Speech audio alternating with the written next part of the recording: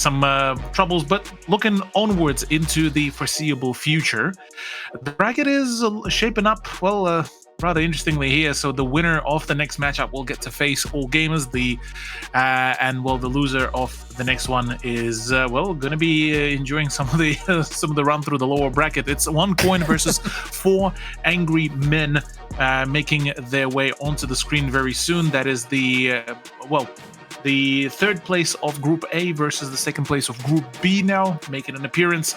And honestly, I mean, for OneCoin, this has been a pretty odd run throughout the group stage. The start was a very rough one, for the lack of a better wording. But after that, they managed to really pick themselves back up. But question being, was it enough, especially against the roster that is the 4 a.m.? I had the chance to cast the roster for already previously in the group stage, and they were pretty good there. Very aggressive team. They know how to handle, they know how to bounce back from stuff, and they also adapt quite quickly within the game. OneCoin on the other side, they had, as you said, a little bit of a rougher start, a rockier start, couldn't quite find their identity. Towards the end, they really got a little bit into the flow, how to play more as a team. I hope all that they've done until the end is enough to maybe even get the map here from 4M, but and probably you agree here with me, 4M is definitely the favorite in this match.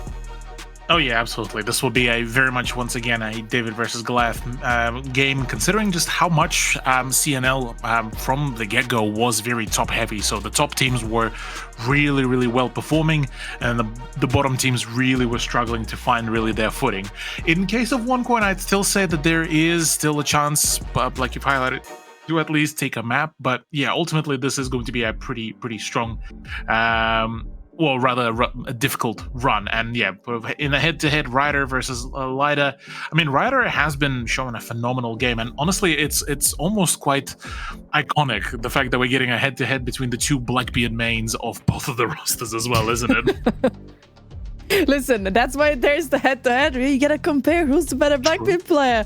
And I mean, both of these 2 players do something really well, but it also depends on how the team wants to utilize the Blackbeard, right? The Blackbeard can always be the front shield, can always be the person who goes in first, who takes that gunfight, but a Blackbeard can also be used for the later games earlier, to play a little bit more safe at the start and then use it when the initiation, the execution is needed.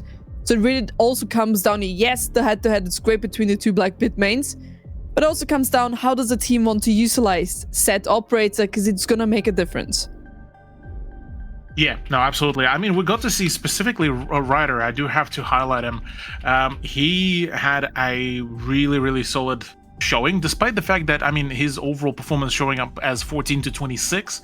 I do have to say that his overall presence, just the sheer presence, oftentimes really just was the absolute linchpin in the defense playing against him, because just the fact that he would be able to take a lot of aggro, a lot of attention, really managed to set his team really, really well. And I mean, we're looking at the roster as well. I do have to highlight another player, SD Gundam, the man with the nerves of steel. And when I say that, I mean that the man goes for some of the more outrageous picks. I mean, we even got to see a few of the Caveira picks out of the man. Caveira, Vigil. He has a tendency for some sneaky operators. Yeah, definitely. A lot of roaming around here again, showing presence on the map. Let it be as an aggressive attacker or even aggressive defender, right? Vigil, Caveira, or any other defender that gives you the possibility to roam around. That just means this person or this team wants to have presence and control throughout the early game within the round. And there we go, 4 Angry Men. Maybe the one player that I would like to highlight definitely is, and I'm probably gonna mispronounce this, Tonely? I mean, I think a good chunk of us have been calling him TX Only as well. TX Only, okay. I was a little bit confused. Listen, I gotta make sure, because last time I didn't quite hit it the right way, but now I gotta have the right pronunciation. I'm gonna trust you fully, Cthulhu. If I'm wrong, It's your fault. Oh yeah, look, Anyway. we're both getting dragged into this one. Yeah, don't worry. Hashtag blame Cthulhu, I would say, ladies and gentlemen. Anyway, TX only, a play that I would love to highlight here. Look at his entry kills compared to his entry dev. It's absolutely massive. 64 to 27. I mean, this player is definitely hands-on. He plays also very aggressive operator, right? You have a Twitch gadget, can just use it very early on and just walks in a very strong DMR. F2 with the current grip as well. After Solid Snake was introduced, and then an Azami, really, really strong. And again, I mean, look at this kill death ratio. Yeah, no, it's pretty admirable, honestly. Gotta say that he's been arguably one of the, if not the driving force behind the roster's multiple rounds, really being able to pull it out of the more dire situations. And to be fair, look, without him or without his ability to really pop off, it would have been a very rough situation. But it's interesting as well, and very much worth noting, a lot of those players are also fairly close by on the overall KD, which does show as well that they are also able to keep up the consistency on their end. So it's been very much of a pleasure watching how 4AM play, and I'm very much keen to see how will they be able to really perform here, because now it's sort of we get a slightly more pressure. Now it's a best of 3. You have to sort of really pace yourself, really perform, because otherwise without just that mental fortitude as well, they're gonna burn out very quickly. I believe that Coach Aiden's going to have a lot to say there, right? Aiden, a coach, he's done so much more in the past, right? He's coming from Europe, introducing, of course, the European playstyle into the CNL and this group. You can see how much a coach can actually form a team within their playstyle. We've talked about this also in the group stage, how much 4AM actually shows the European playstyle. It's aggressive, but also sometimes, you can't force it with aggression. Go back to passive, right? They always change it up, and that's what makes it so great. And Aiden, he definitely has a way of handling the team, especially when it comes to the tactical timeouts. He knows what to say. He knows how to bring this team back on the trail. And there we just saw also OneCoin. Here again, both teams I think are gonna show 2 different types of playstyle. It's really gonna be which team can kind of counterplay the other team better, because that's what it is at the end of the day. Yeah, and even Eden himself on Twitter as well mentioned that it's him versus Mingaran, the battle of the coaches. But look, we finally get to see the choice of the picks. Look, I mean, the first pick at this point, it's not a CNL broadcast without at least some cheeky Nighthaven Labs. Can't really go wrong with that. Chalet, though, I am very much looking forward to it, because this was the map where OC really got to shine against some of their later opponents into the group stage. And then should we needed a fortress out of all of the maps, we had the layer as well on the cards here, but OC ultimately decided to opt into fortress.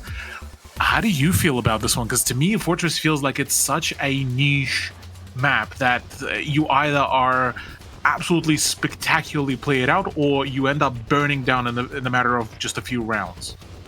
I love it. I love OneCoin here. Listen, it could not be a dynamic broadcast if there is not going to be a possibility for me to shit talk Leia. Listen, I really do not like this map, and I'm so much more happy that we got one of the best maps yet so far, Fortress as a decider. Of course, it is a very fairly new map, considering this is also a new region. I'm really hoping to see what they've gathered from the other regions, how they're going to implement it themselves, and what they're going to do if it comes to a decider. As you said, there can't be a CNL match or best of 3 or even best of 1 without some Nighthaven Labs. I love it. Absolutely love this lineup, because also every single map that we have right now in this best of 3 is completely different to the other, and here again requires a lot of adaptability, knowing that you're gonna have to play different playstyles. I mean, we can agree, right? Nighthaven Labs is like Clubhouse. You have a strategy, you have to really take it down step by step in order to do something, because you can't really take rafters if you don't have IT, right? So here you go, you need to follow the recipe.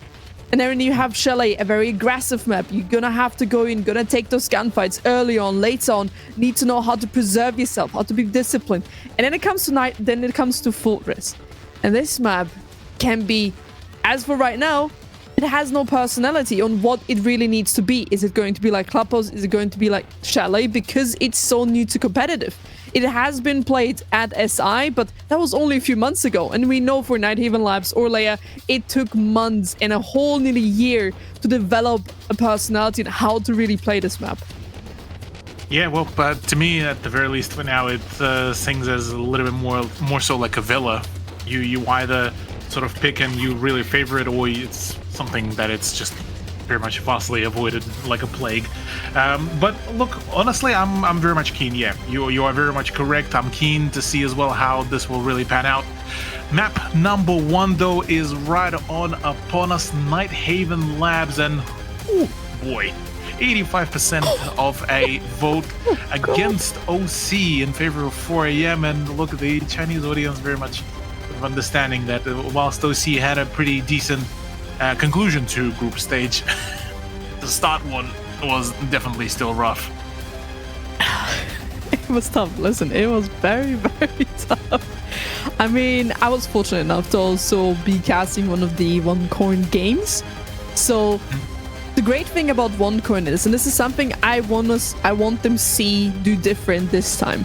They have a great setup. Their setups are always really good. They get it early on. They know what they need. They get in the right position. The second it comes to an execute, that's where the team falls apart. And I'm hoping to see the big difference now. Of course, they have a very aggressive opponent. 4 AM is kind of known for this aggressiveness, right? They're very quick when it comes to these conclusions, very quick to go in, very quick to even find those weak spots. OneCoin, as long as they can keep the structure within that execute, I think they have a chance. Second that falls apart, this whole execution and everything else together, it's going to be really tough for them to even bounce back. Yeah, there's definitely a lot of pressure still being mounted here, and honestly, yeah, for OneCoin, it's up to them really with how they perform, because I think, yeah, for 4 AM they're here to, they're coming into this matchup with the mentality of they want to win. They need a win, because otherwise all of the effort that would have been put into the group stage would have been basically all for nothing. So looking into the future of how this matchup could go. Oh no, not a technical. No, not like this. Could not please. be Siege. Listen, could not be a Siege game. Yeah, couldn't be a Siege game without the tech timeout. We're getting started nice and early with all of this, and look, there's definitely some interesting implications, because yeah, so Nighthaven Labs basically were treated as Clubhouse basically in CNL. That every team so far played it, every team likes to play it, every team, at least to a certain capacity, are well aware of it. So for that point, this is bound to be more so of a, I guess, think of it as a comfort pick on one side or the other, or whether well, I believe it was 4 AM they picked it. The Chalet is the one that I'm kind of actually excited even more for, because Chalet, we got to see actually OC on their better behavior, on their better turnaround. The only problem is, once they do go into the defense, things did start getting a little bit shaky in some of their performances. So that's where I will be keeping a very keen eye out about. Whereas here for the Nighthaven Labs, I want to see some proactivity from them, because at the beginning of the season, I mean, you would remember that as well, Dianic. It was a very, very sort of almost flaccid performance from them. It wasn't the greatest. It's tough, right? Because how do you fix something that quickly? A lot of the times, of course, here, every single team, we can talk about NA, Europe, SAL, APAC, or even APL teams. Every single team has something they really corely struggle with. And of course, both of these two teams have something as well. But OneCoin, it really was this execution.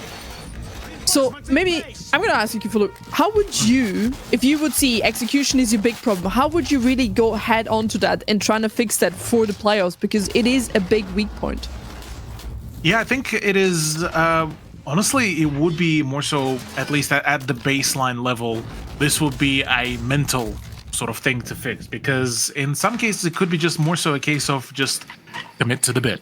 You want to go aggressive, just as a team, commit to it. You don't do it half. You don't do one part of the team will play aggressive, one team will play passive. No, you send it, and send they do. I mean, OC already going for a run out just to reinforce the hatch as quickly as possible. Certainly is one of the ways to get that at least initially prepped. But already from the get-go, I think the answer is actually right on your screen here, Dianic, is the fact that they are expanding a little bit further. They're looking to just try to cover as much of a base as possible to then be able to play off the back of, and force just to keep on draining the time.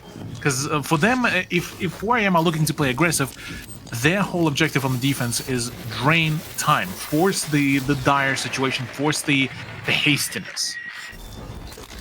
Exactly, because then that's how they can bestly fight against. Of course, draining the time as a defender is nothing new. Everybody does it. Everybody knows the playbook here. It really comes down how much can 4AM play his solutions. What problems are going to be faced with? How they're going to solve these? How they're going to act upon them, right? If it takes them so long to just clear out one person, for example, on these stairs, beautiful kill.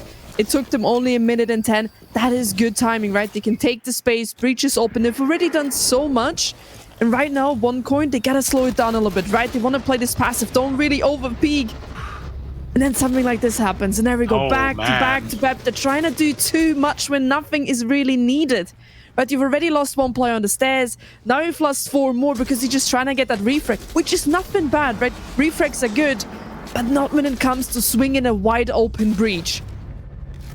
Yeah, I would have to say, yeah, one coin got a little bit too ambitious there on the swings closer to the mid game. As, oh man, it is amusing to see how 4AM just went in. It's like, oh, okay, they still trying to reswing us. That's all right. We still got range. We can just play around the breach. Why not? And that's exactly what really solved the problem. And OC, look, I have to commend them. They've tried their best. Let's call it that. They've tried their best. They wanted to experiment. They wanted to keep some sort of a momentum going, but unfortunately for them, just things didn't pan out as much as they would have wanted. Whereas now, going into the downstairs, this is an opportunity to play for a bit of a turtle strat. We got the stock standard, the castle, the Goyos as well. We got the Mozzie as well for potential roam/drone denial. The one that I'm looking out for and how this will really pan out is that duo of Warden plus Skopos, because Warden gets to basically play a fairly, I guess, call it egoistic gadget and a playstyle. And then for Skopos, that's a fairly similar one where you sort of have the ability to be the nuisance in multiple places. So if those two succeed, then we have a round on our hands in favor of OC. If they don't, then it falls onto the anchor play, and that is basically you're falling back onto the plan B, which if that's your usual game plan, well, that doesn't really pan out too frequently. Maybe also when we're looking at Scopus, right? This operator can create a lot of disturbances when it comes within the rotations, within taking the space, because he can or teleport basically to the other body.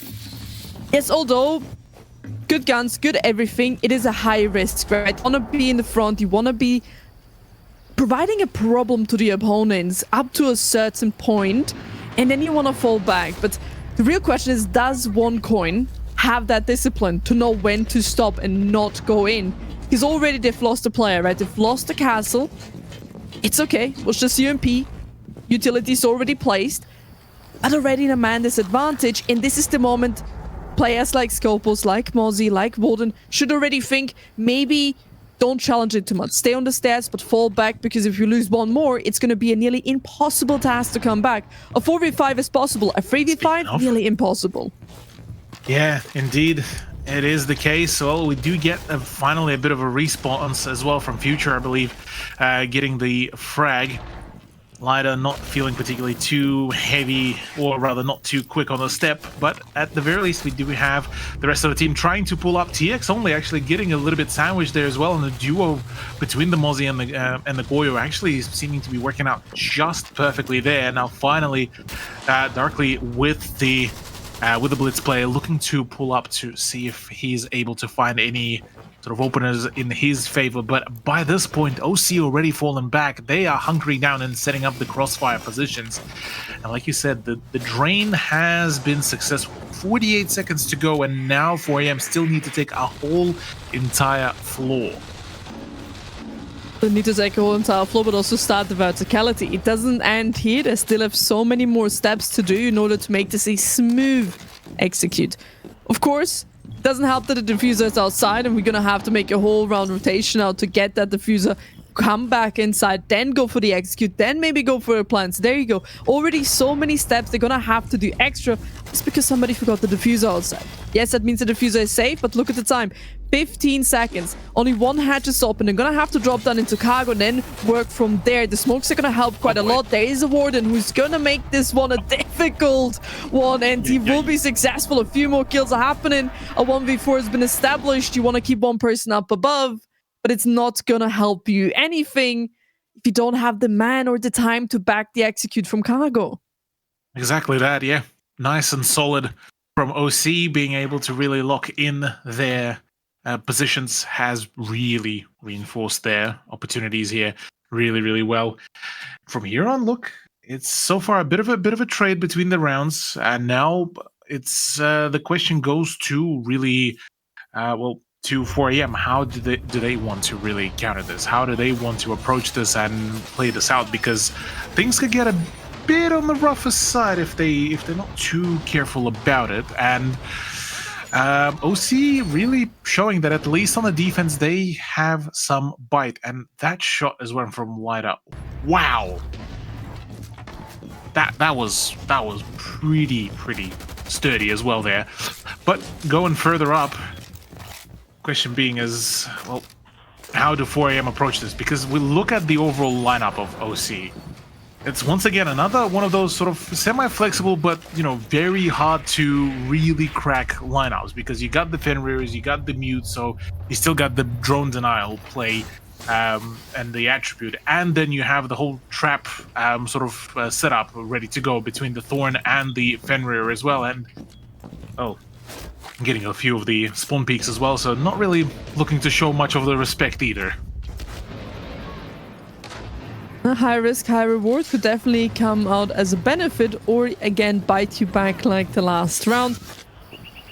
Difficult. Gotta be a little bit careful from the side of OneCoin. Yes, spawn peaks are good. It can give you an early start or a head start within the round, but if it happens like in the last round and you lose a member, you're gonna have to play also much more perfect in order to bring that one back. And already we can see breaches are being open, impacts are being used to deny the entries.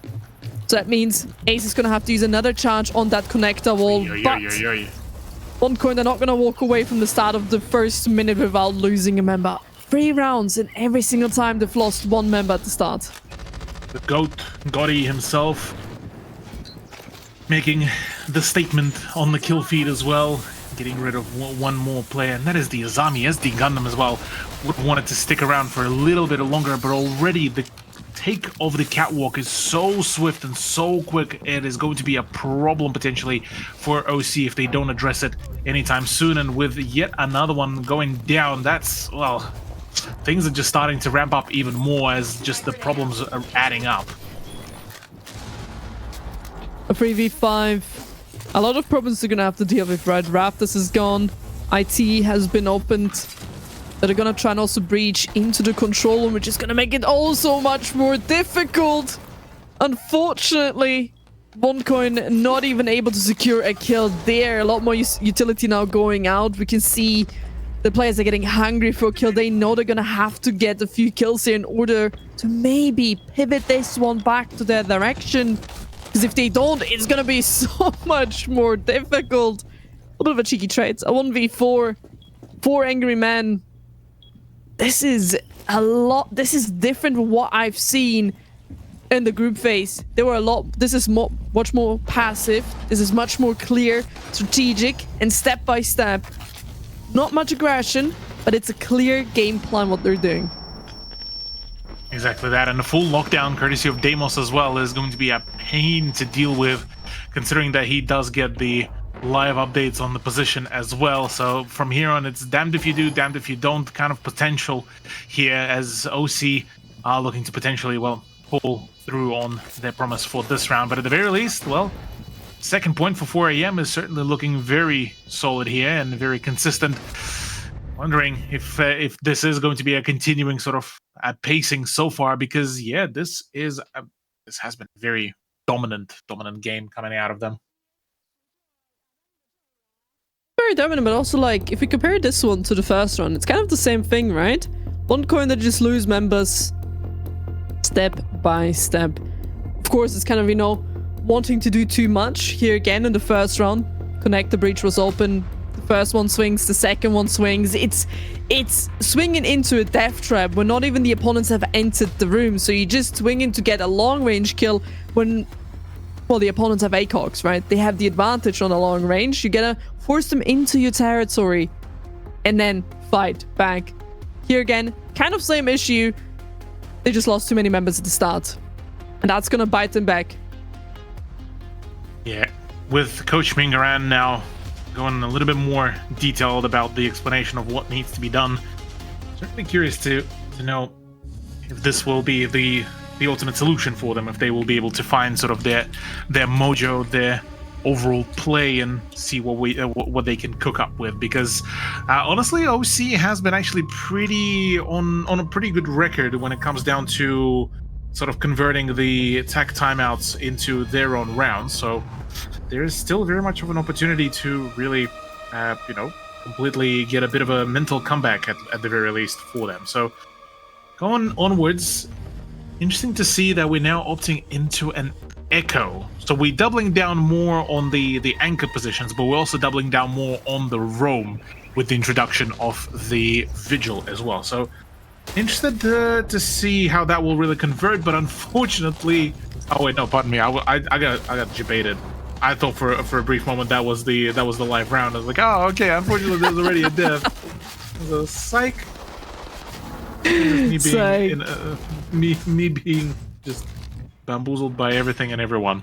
You got, you know what we say in the Gen Z go on. language? You got debated. Yep. Got debated once again, but that's all right. Look, at least it's just myself, just a measly caster getting debated. It would be an even bigger of a tragedy if it was the players getting debated. But maybe, the broadcast is still young. We could still very much see exactly that as well happen. But look, I gotta say, so far it's been a very, for the lack of a better word, a very dry defense coming out of OC. You're either seeing a very sort of either overly aggressive, or you go into this with sort of an understanding that, yeah, this is just going to be a very passive, and just you play for whatever picks in the crossfire, and that is it. There's not much of a proactivity, because we did get to see during the first few days of the group stage as well, the playstyles are starting to emerge in a very interesting way, where people usually would also even try to contest the top floor and just play out in numbers advantage top floor. Look at this. There's a lot of defense on the top floor, so they want to make sure that they can keep this as long as possible under their control. This time they've got themselves also a little bit of a DMR to get those long angles covered. Individual, which will provide an extra cover for the Aruni, which is currently playing in electrical. There's a little bit of a setup going on, but it really comes down to for them how they're going to solve this issue. Here again, a lot of problem solving they're being faced with right now. You're going to have to make the right decision, because they want the verticality to happen, have a ram. There's just too much going on. The first one will fall. It's a good start, but of course the Aruni electrical will be the next problem of point. Yeah, with Castle out of the equation, it's not the most ideal part, but at the very least, I suppose you have now a permanent observer on the Echo drones as well, so maybe that could also assist. Smoke grenades starting to come on in, but there is so far a pretty consistent purge. Lida also getting tagged up a little bit, but TX only is just absolutely flooring it already with a double kill, but finally traded off as the Gundam now forced to fall back, as it is a 2 versus 4 angry men, and this is once again a very dire sort of position. OC cannot really be allowing themselves to lose so many numbers this early on into the game, and oh, the supernova could be ringing out here. Already spotted by the drone, decides to not commit to the bid, and I mean, we've spoken right at the beginning of the matchup. Have to commit to the bid, because otherwise you place yourself in a very uncertain position. You mentally are not ready to take on some of the gunfights, and that shows as well in the way how the rest of the round goes. Oh, now we got 10 seconds left. It's gonna have to be push close range, but the shotgun, of course, will do the deeds. There's one planting on side, the other cover gonna come from and for the Echo. It's not going to be successful as for right now. The shotgun is going to be a great advantage here. The pings are there. The red as well. They know exactly what this play is. Oh, no way. Walk around the corner. The knife will be there. The kill is one, but it will be a 1v2 in the end. Post-plant scenario. Woo! Shoot him down immediately. As in the 1v1, they're left 23 seconds. Gonna have to get this kill, and then with the plant as well, sneaking up close range, he will do it. A 1v4 completely clutched. And it's all down to one man in a dream. I mean, the vigil being sneaky, being fast, but also that gun was just perfect. I mean, what was that shot? That shot into the kitchen was insane. Honestly, that's when you knew that 4 AM players started sweating. It was like, oh no, this is not going particularly too well. And look, yeah, my fault. Look, I got a bit maybe I've discarded OC a little bit too early, but look, kudos to them for being able to clutch this up as the Gundam once again delivering the goods on the stream. But otherwise, look, 4 AM, they might have quite a bit of work cut out for them, and even maybe Eden might be looking at this as, ooh, look, bit of a comeback of a momentum, considering please show the kill again. How well it all went. Yeah, oh please, this would be, yep, that's another one. That's a double. Go on, do it. And swing. Oh, yeah. it's so good. It is such a delicious kill. It's just, you get the joke because it's a kitchen, and you just swings it. Right. Yeah. I see my joke didn't quite arrive to you. It's okay. That's her. The crickets are loud, Kafule. I can hear it. Okay, it's okay. Oh look, it's, you know, maybe we'll give it another chance next time. God, man, the silence is killing me. It's alright. Moving on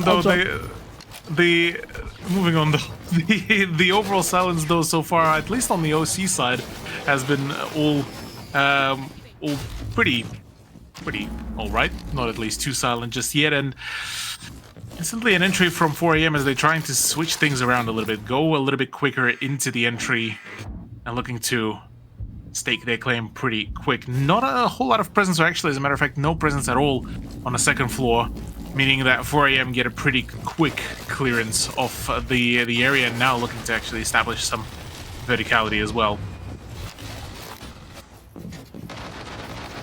It's good for the side, but also denying a few rotations. Of course, the bomb side is one more floor down. But for now, that will mean that the roamers, who were currently or last time present on this roam, are gonna have a tougher time rotating around. That's for right now. Look at the time, 1:30. Of course, space still needs to be taken, but from the side of OneCoin, they're really taking themselves back, not giving too much space, playing on the stairs, and just trying to be present, but not in the present as in, oh, we want to roam around the whole building. We're just gonna be here in case the execution starts, so we know where it's going, so we can be up in front and being also rewarded with a kill, this makes things also much more easier for OneCoin. And I mean, look at it. It's head-to-head right now. Bullets are flying from down below. It's only a minute left for an execute. Only a minute left indeed, and quite a lot of damage already has been dealt. Without the Capitao, things might get a little bit more difficult. Moving onwards, OC very much able to put quite a hefty dent into the performance. Now, the unfortunate part is that no more throwable utility, or rather, well, only just one more impact grenade on the side of Future as well. But otherwise, ooh, that flank gets shut down pretty quickly. And unfortunately, from here on, OC kind of need to lock in because they lost just now the man advantage that they had, and now have to play their angles really, really well. Though the drone positioning has been pretty steady, and the pre-fire here should be able to at least find some damage. But no, instead it's actually yet another roam coming around, yet another flank, and all of a sudden the whole push is getting dissected in a matter of seconds. But also the defense as well dissected a little bit here and there, but they're left in a 2v2, which was then minimized to a 1v2. Talking about verticality to deny the rotations, talking about the Romas being pushed back until the stairs. Well, the moment where they can't quite watch those holes, there was a perfect time for the Mozzie to sneak around. And I mean, listen, I'm going to have to give respect to Swallowed because he's playing the Roni.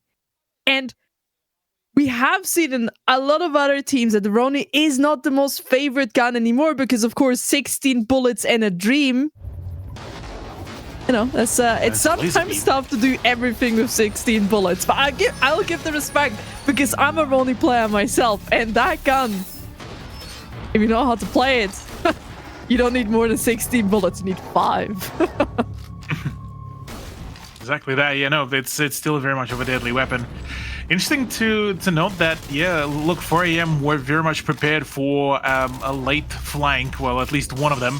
Top floor out of all of the places was the choice to watch out for, and now going into the next round, a clash introduction is going to be seen as potentially a direct answer to the shield picks, but funnily enough, 4am deciding to completely opt out of the shields, and this time actually bringing in, I believe we got to see a Twitch as well, possibly as a response to some of the utility. So honestly, I very much rate the choice here by 4am, being able to keep things a little bit more interesting, but at the same time, also plenty of util to throw around and set up. And interesting that they've decided to sort of circumvent the idea of originally bringing, or rather needing to bring, a double hard breach, this time replacing with a striker. So for them so far, the opportunities are certainly there. OC though are very much though putting in quite a lot of work though here. It'll be tough, but here again, look at this. Of course, they knew that there was going to be a mirror. That's what OneCoin has already played in the past, and those impacts are deadly. So, who are you really gonna bring, right? Because you could bring the Thermite, which would be the easiest solution, right? It's gonna open up the breach without any issues. But then IT is gonna be close. So, they're looking to get as much as possible because there's only 2 impacts per operator who could have an impact. The more, the better. I think that's what their solution is trying to be here. But of course, it is not flawless, which will make this also much more harder, as they've already opened up IT a little bit. Not perfect to walk through, but they're doing their best, and this is the first step. And look how much time they've already wasted, but just trying to get IT in rafters. A minute 30 is left, so second half the game just starting. Exactly that. Already presence on the rafters, though, ready to go. It's the Ash looking to make the presence known, but this time the Clash is able to at least set up a couple of the safer positions. Smoke grenades starting to come on out. Now the breach will potentially need to get completely reverted to the opposite side of the push as well, should they decide to really pivot their overall offense here. And certainly by the looks of some of the positions, that seems to be the case. But 52 seconds remaining. How do we really approach this, or at least how do 4am approach this? Because from OC, they got their crossfires all set up. Now the question being is, yeah, it looks like the flank around that's starting to happen. TX Only is looking to try to find a frag himself, very much wary about the active roam game, and the re-swing is perfect. The bait and switch is certainly there, and the DMR does get to ring it all out. The MR will be there perfectly, but also the teammate as well. 2 more kills will fall in the meanwhile. I mean, look, this 5v3, 15 seconds soon on the board. Smokes nearly in his face, but just on side getting those kills and the plan. The diffuser on an Ash is something very uncommon that we see, but it's working as well right now because he can secure the plant around the corner. There's no more C4, no more toxic babes. The kills are flying on 1v2. He's gonna have to do the impossible, just like his teammate before. But can he do it? He has a Vector, a little bit of HP. A bullet is enough to end this round. And he knows exactly where both of these 2 players are. He doesn't have too much wiggle room when it comes to the HP. Tries to swing around the corner. He's not going to be able to do anything as he'll be denied early on. And that was a great flank. We saw the Warden being so focused on the Aqua door and not even on the Aqua stairs. That was a great flank right there. Darkly, okay? This is your game, boys. Let's go. Speak. Darkly, tell when you move, you go down with speed. Speak. Let's go. You A bit more of a insight. You know your positions, you know your gadget points. Okay, you got this. Yeah. Let's go. We focus, we talk the strats. We're gonna use, okay? Go there. We don't hide any strats here, okay? Okay, yeah, I know. Go there. Let me play the. Okay. I think they will not use demons because they know we are using it for me. So I want to use the what? You want to use trap? Okay. Your voice is so small. I have to on or get bigger mic, okay?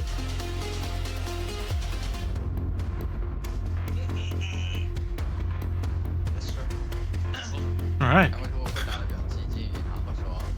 So we also know they have 2 pushes per side, and we watch the VOD so we know on the operator lineup which side they're gonna have to push. So make sure to take cam at the stream timer, get the info, and so we can reposition. Pretty good info there. Yeah, quite a lot of prep going into this.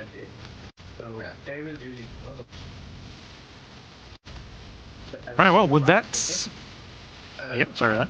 We still might be getting some more info. Every single round, what every single round? Alright， 就是我们办 Mira 和 Bandit， 然后我们 Viva 要记得看一下这边有没有凯啊，我可能需要再 EMP 出来，因为要不然贴不下墙。Decide to be， 所以我们知道队长是什么，要不然继续那个 OK， we can decide to be。 There we go.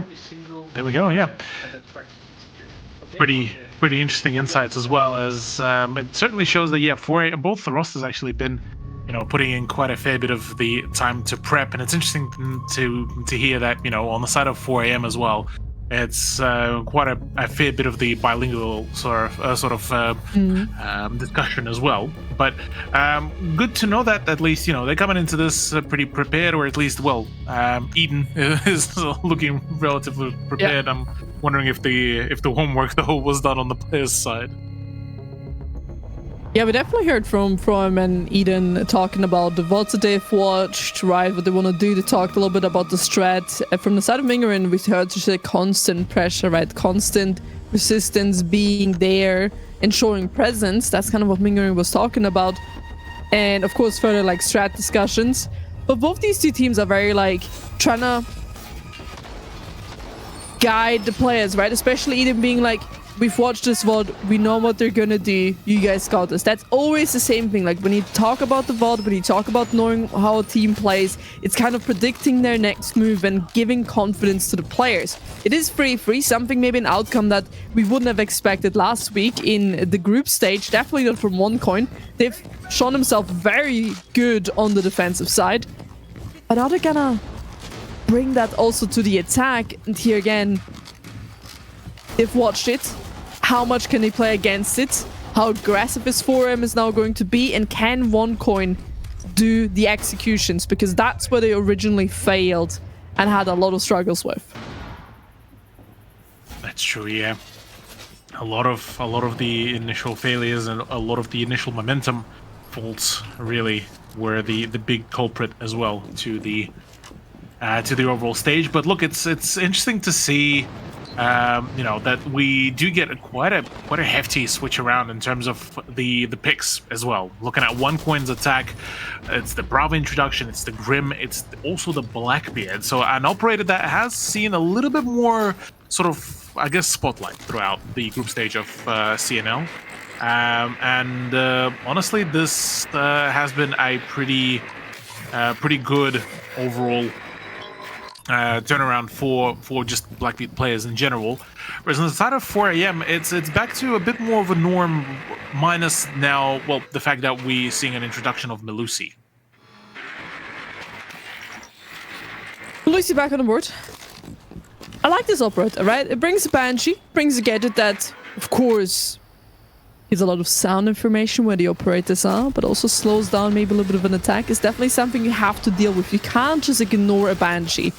There's a lot of other gadgets where you can just be like, doesn't matter, right? You can just ignore it and walk past it, or don't quite give your thoughts in that exact moment. But also what I really find very interesting here from the side of 4M, I see a lot of operators when it comes to having util on the map. Melusi, Thorn, Aruni, and Azami. Those are all kind of control, space control, operators, gadgets, let it be traps. And the only person who kind of really has a gadget that is not bound to a position on the map is Warden. So he is going to be the main player when those flashbangs and smokes start to be thrown. That is true. The question being is, will Gotti be able to stay alive for long enough for those blasters to actually come in handy? I suppose we'll get that answer very, very soon. Otherwise, yeah, I'm very much keen to see how will this really pan out as well. Lida trying to defend with just a pistol, and certainly, yeah, that's the unfortunate turnaround. And as a matter of fact, it is a bit of a team kill from Darkly as well. Quite an unfortunate result, but look, maybe we'll get to see some sort of result. No, never mind. The OC are just built differently at this point. The frag grenade is there, not even really giving an opportunity, but Gotti is just swinging. Gotti is ready to keep on rolling. Gotti is actually getting another one. It's a 2-1 all of a sudden. What is going on? Gotti going absolutely huge. Not only 1 kill, but 3 in a row. That's the position I was about to talk. And then everything just collapsed, right? It was 30 seconds. They had to go in, right? And let's be honest, Cthulhu, me and you, let it be ranked, let it be whatever we watch. The position where Gotti was playing is one of the most crucial ones. Not only did he have a shotgun, he had a Warden, so he couldn't be flashbanged, he couldn't be smoked out. All of these gadgets which are used to normally get a player out of that position, normally it's a smoke playing there, weren't working because it was a Warden with a shotgun. Perfectly played, perfectly in a position, and this is what I was talking about. You have an operator who's not bound to a specific position on the map. He can be so crucial, he played perfectly, and here we go. I mean, that second shot was absolutely phenomenal, and he got rewarded by just playing patiently and playing his game. I mean, what more could you want from this person in that moment? He's literally turned the whole round upside down. Absolutely. No, this was the perfect round that they could have really played it all out, even just together, despite the fact that, yeah, look, the whole team kind of just ended up falling apart there for the most of it. 4 AM just kept things on lock there, courtesy of Gotti. And from here on, it's a bit of a tilt-o, honestly, for OC, because it was a perfect round for them to take as well. Let's be absolutely real here. It was their round to win, to take, and it was just absolutely stolen, really, from them. But look, I gotta give kudos there. So, but there's a really good reason why it wasn't. Gotti was just too good in his performance. So moving onwards, here OC need to make sure that they are nailing their performance and they are doing their due diligence and just flushing out as much as possible, whether it's introduction of the vertical from below or up above, applying more pressure to keep up the forced movement here is going to be key to keep on dislodging 4 AM. More space being taken, of course. Now the Blitz was also introduced to the map. That means, of course, talking about the player who early on has shown that Blackbeard is his most played operator on the attack. Not surprised to see here another shield operator being brought out. But he can now do a lot of space control, can of course be the initiator when it comes to it. But what I would really love to see here, the Blitz not losing his life too early on. He can be a big turning point when it comes to those later rounds, when it comes to those later seconds within the round. So the longer he stays alive, but the quicker they take the space, the more success I would see within the game of OneCoin.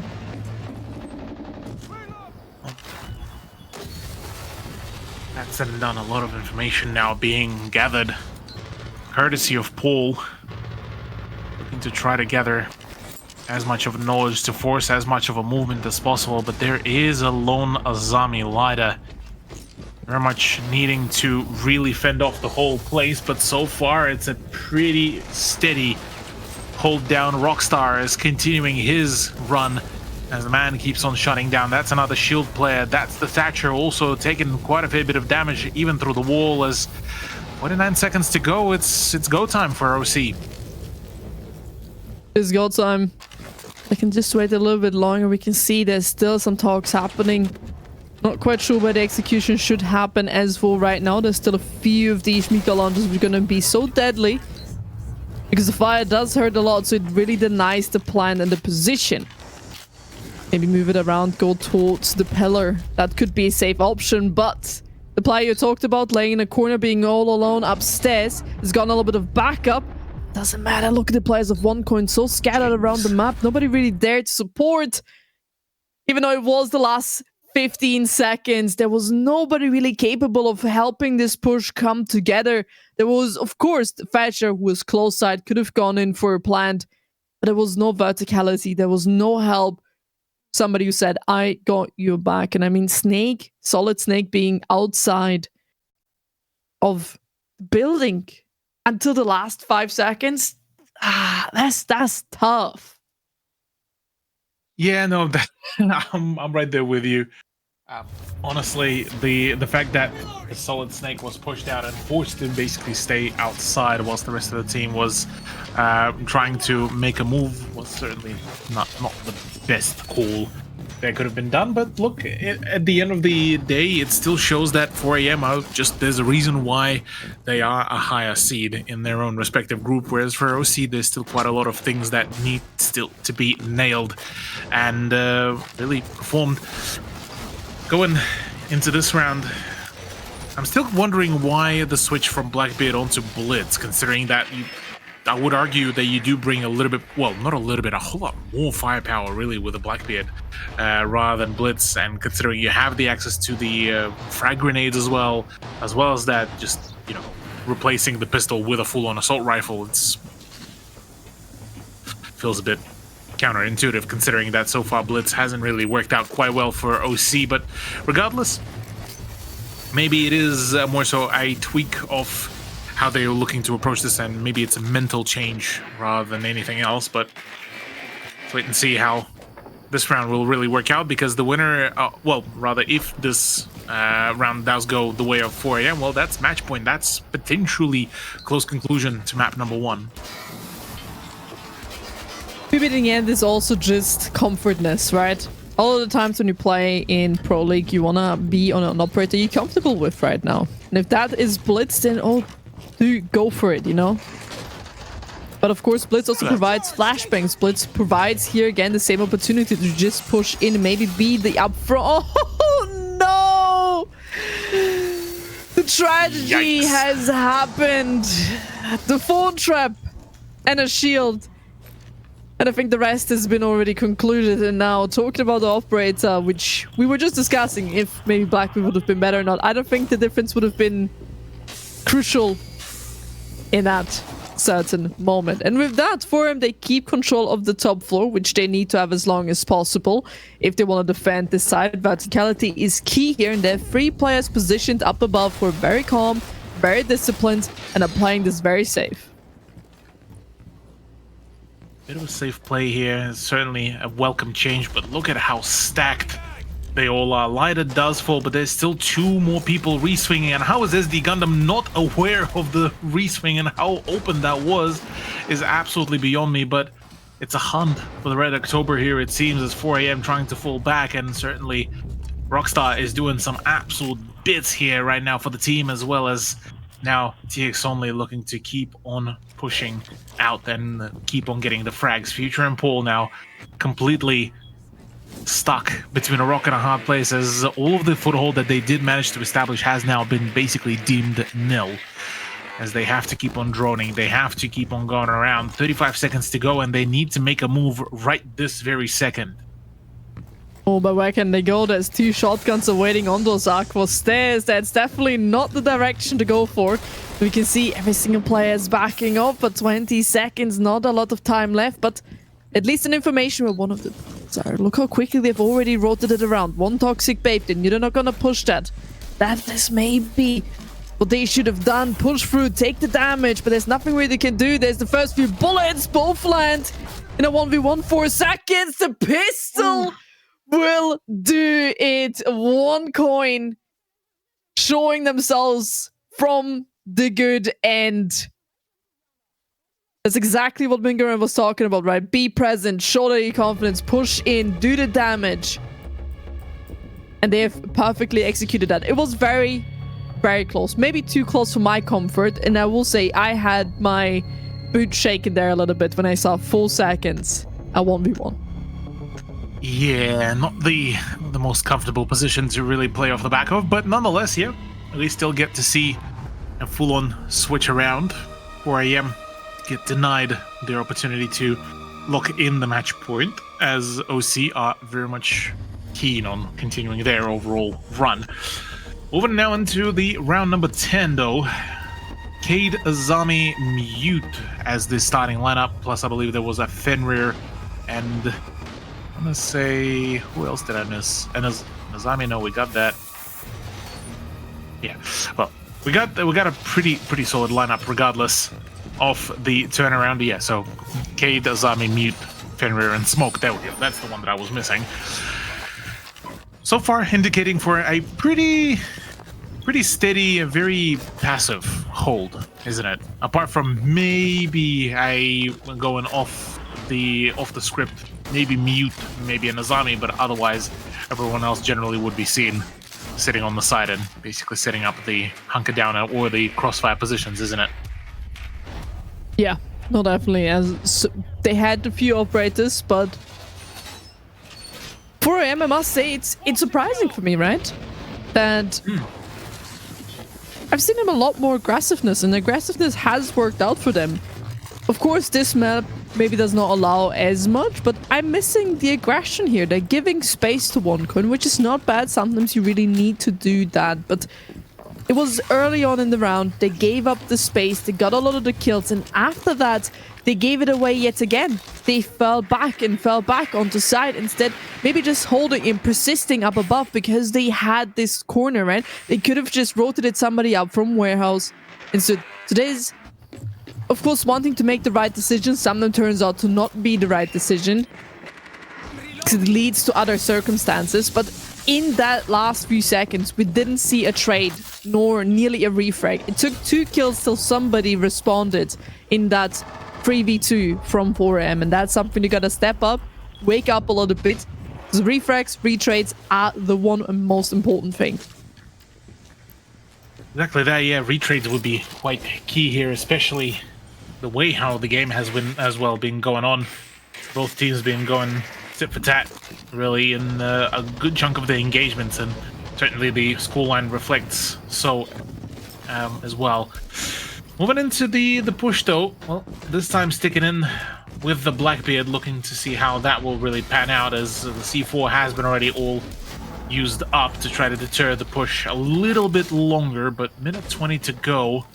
I'm wondering how the forest drones and everything else will really go, as Gotti is now getting pressed on 2 occasions as well. Oh, that Z4's ready to be popped. Somebody yet on the window. Just wait a little bit longer. It could have been rewarded. But it will be a kill happening from the other side. Well, connector. Again, a risky little peek. We're playing in the exact same position, but this time the Warden has been banned. 1 coin, they've decided to give their ban to the Warden, so they know in case they need to clear that position, flashbangs and smokes are this time effective. OC, though, very systematically starting to pick apart the opposition. And Rockstar is going to be potentially left all alone very soon, as Lighter is not able to find his own opening. But no! Oh my god, the lineup as well. TX only with a triple. And all of a sudden, this all completely flipped on its head. 4 a.m. completely stealing away the round. How was that even allowed is beyond me. OC are in shambles. And it's a complete shutdown from a absolutely dire straits round to the absolute and utter domination. 4 a.m. once again pulling the heist. I am speechless. He finds perfect gap. He rotates in, and then there's 3 little guys standing there looking the other direction, and all he's gonna do is spray. What I mean, He doesn't even have to adjust his aim. No, he didn't. It was a perfect line. It was a perfect line of all 3 operators. I mean, that's CNL. You never know what's gonna happen, and this is what I mean. 4M, they are good with the aggression, and he knew in that moment he has to act, he has to do something. It was a very high risk to just walk in because there was somebody in IT, but nobody from OneCoin expected this player to rotate around. This is what makes him so dangerous. This is the perfect moment. Look at this. And he knew somebody was in IT as well. So he's just found the perfect time of a gap to rotate in and get that kill. Oh man. That is a tilter. That is siege timing. Siege timing at its best. Honestly, that was I don't think there is any more of a perfect position as well to find yourself in. And look, on the OC side, that was on them. That whole round and the round loss was very much on them, and that was gifted to 4 a.m. in every possible way. OC now basically forced to stare down a very much of a match point situation. They still have very much of a good opportunity to bring it all back, but with the way how things been really going out, I would not be surprised if 4 a.m. do end up running away with a 7-4 scoreline on the first map here. 7-4 seems very possible. Look how quickly we are from the side of OneCoin to take the space. A lot of drones, a lot of information. That means a lot of ground and space can be covered. Also, you're gonna have to be real carefully because there is a C4 from down below, which could be very dangerous if popped in the right position. At this point, you never know where these cams are. You never know where that one might flow. Very slow here again. Vertical is being started. Bomb set is in the basement. So there's still one more floor they're going to have to conquer in order to then really apply pressure onto the side. The info as well is getting relayed pretty quickly here. OC looking to try to hunt down TX only to try to deny him any possibility for yet another frag. The pings are there, or just running away in the nick of time as well and bailing out as quickly as possible, but still deciding to linger is absolutely beyond me. But nonetheless, C4 does go out. Ryder does take quite a fair bit of damage, but the utility side, the damage has been already dealt. The Azami is out of the equation, meaning that a lot of that reinforcement position on this site will be very much deemed nil as well. Yellow pings coming on in. Rejoice as well, taking quite a fair bit of damage. So is Ryder, as he's not having particularly too great of a time, but the full rotation's now starting to come on through. Gotti needs to be very careful about his positioning because without any backup, he is going to be swarmed pretty quickly. But that is a kill number 1 for the defense of 4 a.m. That's a kill number 2. That's the shotgun ringing out. All of a sudden, the whole push potential has been completely separated and shut down. The reswing comes on through. It's the Thermite of Future that shuts it all down for Gotti. 3 versus 3. Now jump on in through the fire and flames. No, downed as well. This is big.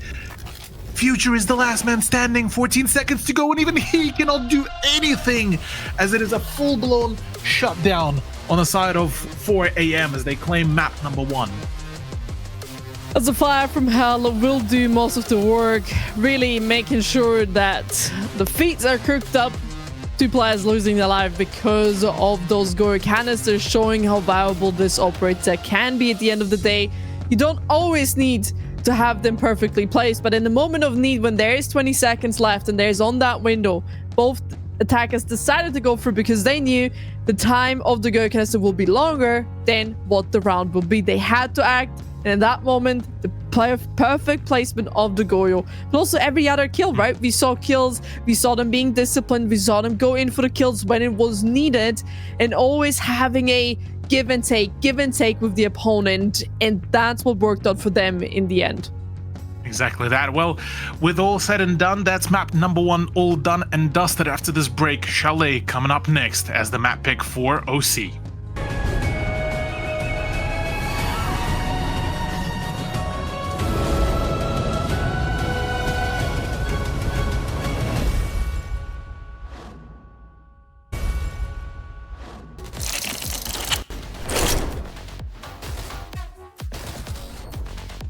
Alrighty, ladies and gentlemen, we are back for some more coverage. As map number 1 just concluded, 4 AM versus OC was a pretty tumultuous run, and we got to see some rather delicious swings, good peaks, and just overall a pretty action-packed map number 1, the Nighthaven Labs.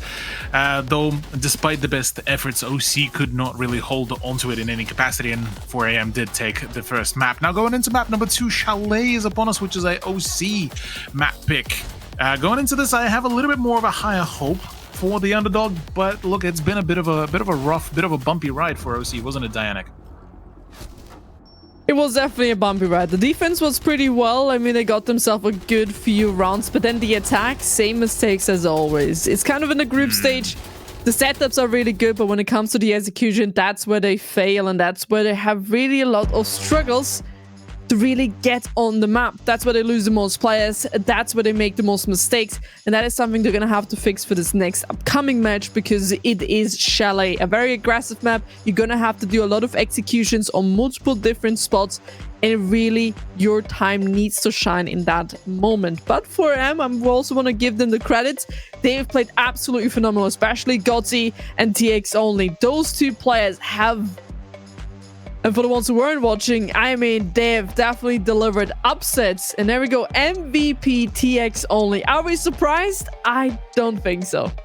Yeah, no, not at all. The man has managed to really bring on out yet another heater of a game. And, I mean, the last couple rounds were very much of a massive highlight. That, what was it, a triple, quadruple kill that he managed to bring on out at the end was something that, well, honestly, the legendary status, the way how he managed to find that opening for himself.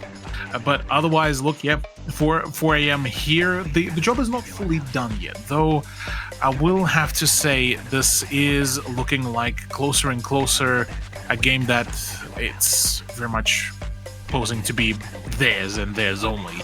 Considering just how well that all worked out for them, and looking onwards, it is a bit of a scary prospect, for the lack of a better word here, because you look at the overall setup, you look at what so far has been done by the OC roster, and they haven't really managed to get themselves too much of a response, really, on any of the avenues, on any of the opportunities that they were trying to claim for themselves, and it's just been a bit of a bleak turnaround for them. So going onwards, hopefully we'll see a bit more of a response going into Chalet, considering that surely that last map was a bit more of a learning ground for them to try to understand that you can't really let this sort of stuff keep on slipping through, because the opposition will just keep on punishing. Yeah, definitely. It's a tough one, right? You don't want to keep it rolling, but at the same time, how do you fix it in the moment of chaos? Because in the moment of chaos, your brain is focused on so many more different things. It's not just, hey, here's the play, here's this, but here's this utility, there's this play, what if I swing and this player swings, right? There's so many worries that you have. On top of that, this is now going to be the second map, so a lot more nervousness building up, because if they lose this, they're going down to the lower bracket. It's not over yet, there is a second chance, but in the second chance, there's no more further. They're gonna have to do a lower bracket run if they then want to make it to Salt Lake City. So it's tough. No matter what, on the side of one coin, they need to get a grip, but at the same time, the executions need to happen early. If you don't have the strength in the execution, do it earlier, try to do setup really quick, and then in case something happens or goes completely wrong at the first attempt of an execution, try it a second time because you have enough time. And all of these rounds that we've just seen on the attacking side, 20 seconds, 30 seconds, 10 seconds. There was even a 15-second execution, which we all know will never really quite work within Rainbow Six Siege anymore. Exactly that, though. Map number 2 finally on our screens, coming right on in. Chalet is right upon us, and well, interestingly enough, the vote did end up bumping up in favor of OC, as they're certainly now looking like a little bit more of a, well, slightly more favored team, though despite that, still only a 35% favor for them, whereas it's still a 65 advantage to 4 AM. Look, going into this 4 AM, getting to start things off on the attack, I very much rate this idea, considering that with Chalet, it's one of those choice few maps that actually does thrive on the offense rather than the defense, isn't it? Definitely. Depends. I would say there's a lot of really good attacking teams. But I would say this map really pivots depending on the team itself. If you're a very good defender-sided team, then the defense is going to be much stronger for you. If you have a really good attacking team, then it's going to be a lot more attacker-sided. Just because it is very much in the 50-50 zone within 2025 in Europe. This was one of the closest maps to 50-50 what we had just in Europe, not talking about any other league. And I think that already shows it really comes down to the team itself. Are you better at defense or attack? Make the best out of it, because if you are weak on one of the two sides, for example, like here, OneCoin, they need to get as many defensive rounds as possible. And when I say many, I'm talking about 5-to-1 splits, 4-to-2 split. Anything below a 4 defense is gonna hurt them a lot, because they're not gonna have enough rounds to bounce back in case something really goes badly wrong. Yeah, so here the momentum is going to be very much necessary to find any correct sort of play for themselves. So, look, let's see how round number 1 really kickstarts, because I think with the way how the first couple rounds will really play out, I feel like we'll get a very good indication of what is sort of the overall pace looking to be like. Looking at the overall defense lineup though, Dianic, I'm seeing quite a fair bit of the trap play. Do you reckon that would be the ideal sort of, or the best way to approach against the 4 AM attack? Yeah, but you want to slow down the attacking team? I mean, already we see we have a solid Snake, we have a Sands, we have a Blitz, we have a Lion. All of these operate, of course, initiate. It's going to be a quick take. We're going to do a lot of execution. We want to go in fast. We want to have bounce back possibilities, right? A Snake gives you information. The Sands takes vision away, and the Blitz is the executioner. While on the other side, if something really goes wrong, we have 2 Lion scans. You have multiple Sands scattered. You have multiple solid Snake charges. You know, here again, there's bounce back possibility, but there's also a lot of possibility for this to go absolutely quick. And there we go. First entry going in immediately, chasing after the opponent. The Sands gadget. Oh no! It was a full flush to land. He's on the ground. He's gonna get the kill, but there's a few more they're gonna have to deal with. The plant's already happening. And these players from OneCoin, they are not on site. Fun is in trophy. Legion is rotating back through the blue stairs. There's 2 people offside, and there's even furthermore is now the side is 4 AM, and they're basically playing defense while the defenders are now playing the attack. There's a few trades happening, but post-plant, good vision on the diffuser. All they gotta do is hold this one, hold it out, wait it out, and then you get the first round quick and easy secured. Future will make it a little bit more difficult, and there we go, the second one as well. Great response. OneCoin, they found the little light in that post-plant weakness that they saw. Quite well executed here. OC coming out swinging into this competition, and it's a genuine pleasure to see how they managed to really play it all out all together very much, and not really giving into that temptation of just playing solo, because that's what has been plaguing them for quite a fair while in the first half of the group stage as well. They weren't playing it like a you know, as a team. They were playing it as a set of just solo players, but that shin shot with the supernova is just absolutely disgusting. And honestly, I mean, they brought in all the victory and all the dividends, so by all means, for all intents and purposes, this was a perfect choice for the play. Now, going into round number 2, though, kitchen and dining, the side that often gets, or at least in the community, gets titled sort of the side of death, and that is mainly for the attack, considering just how difficult it can be in comparison to any other side to really push. So wondering how really 4AM will try to approach this, considering that yeah, look, the just an all-out rush didn't really give as much of a success as they would have wanted to.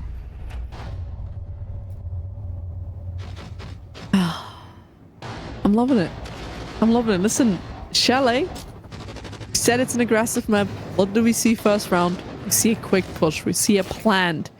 On top of that, we see for some reason even more supernova shots. We already had this last game.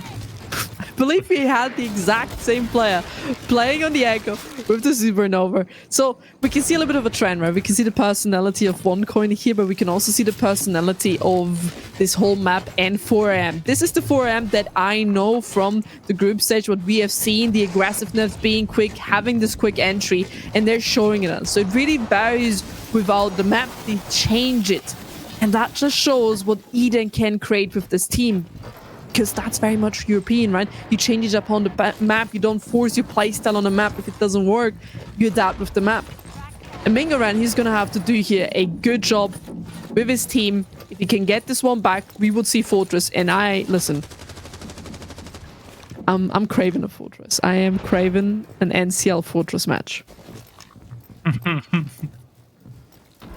Yeah, CNL Fortress is going to be quite an interesting one to bear witness. Rora making the appearance as we going in for the full-on rush, for the full-on push, and it's just instantly shut down in every capacity. 2 versus 5 in a matter of just a few seconds, and in a matter of another couple seconds, that is a completely and forfeited run going into the hands of OC as they are claiming yet another one. 4AM getting a little bit too keen, and maybe that European style is not just yet working out, at least on this very map, which is a bit of a curious case, considering that, look, in any other capacity, 4AM would have very much all hands on deck and ready to rumble.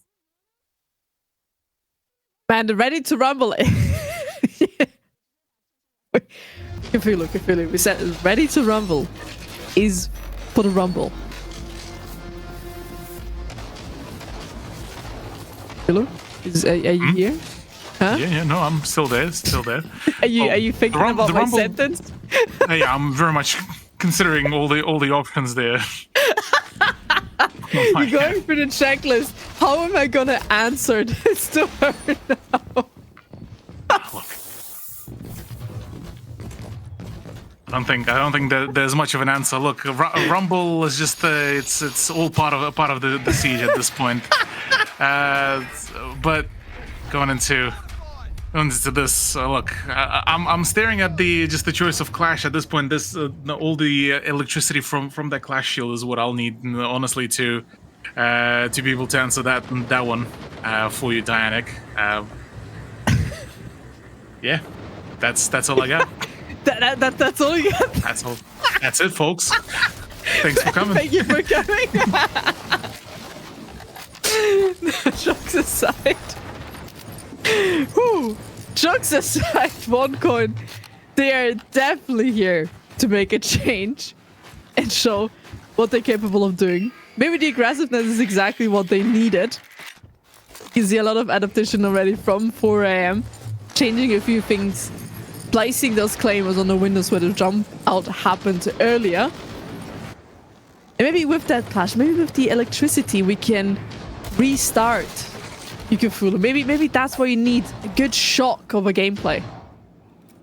Oh, look, I mean, we've seen quite a fair bit of a shocker of a gameplay just early on Nighthaven Labs with the so many angles being missed out on the side of OC, but at least maybe they're atoning on this map, because so far they've been having a pretty steady result so far, at least for the past 2 rounds. Now, question being is whether they'll be able to achieve at least a triple here for themselves. I mean, looking right now at this whole lineup of 4 a.m., I mean, on paper, it's all good. On paper, it's great. It's good to see that we're no longer rushing as well to any of the positions.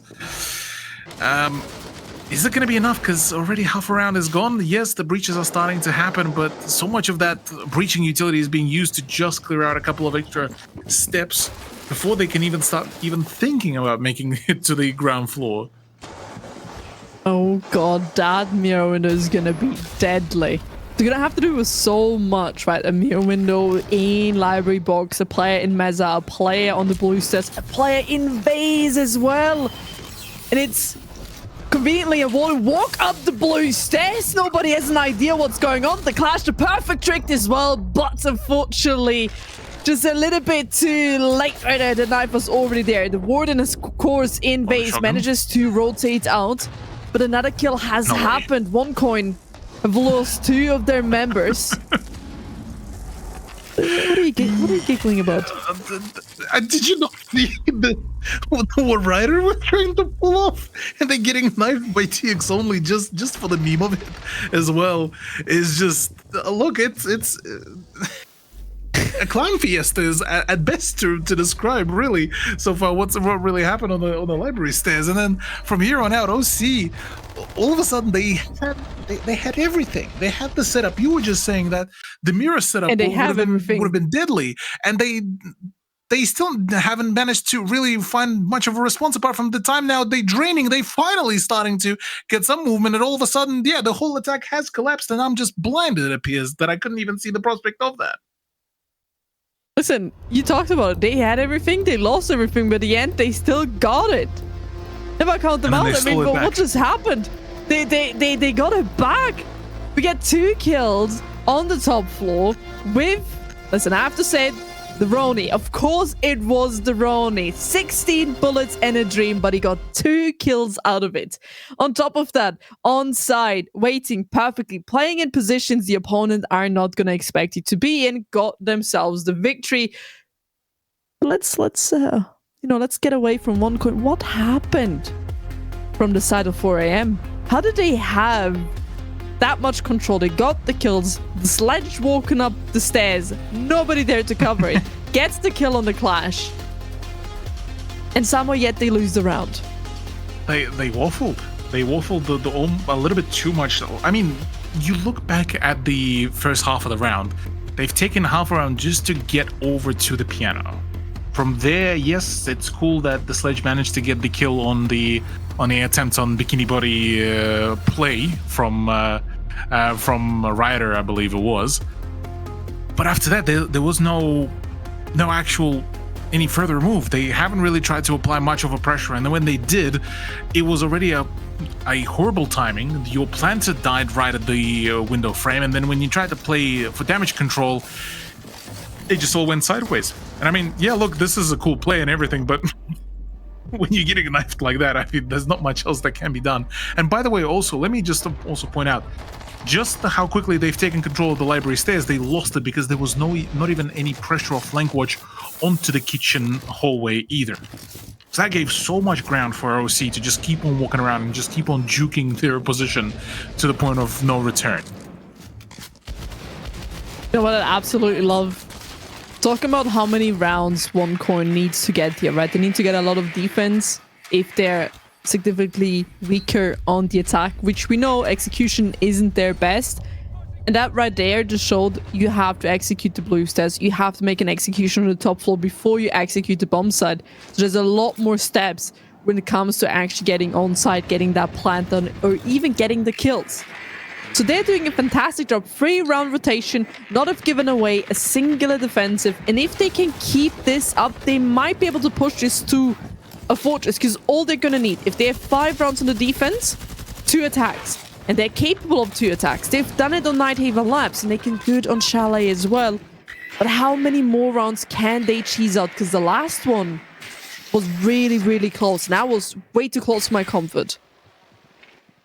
Well, yeah, I suppose this one will give us a bit more of a showcase. At least they did manage to sort of achieve the bare minimum sort of clause here, and that is getting that 3rd round for themselves. to at least ensure that in case of a worst case scenario, it's still going to be a 3-all conclusion to the first half. But you are very much right. 4-2 here would be very much of an ideal turnaround, and I mean they do know how to play the attack, so I wouldn't be surprised if the attack side will actually go their way as well. Moving onwards though, Lida will need to ensure to find his own movement here, his own motion, because so far hasn't been able to find any. And honestly, TX only, yeah, good switch around for a re-swing, and Paul falls.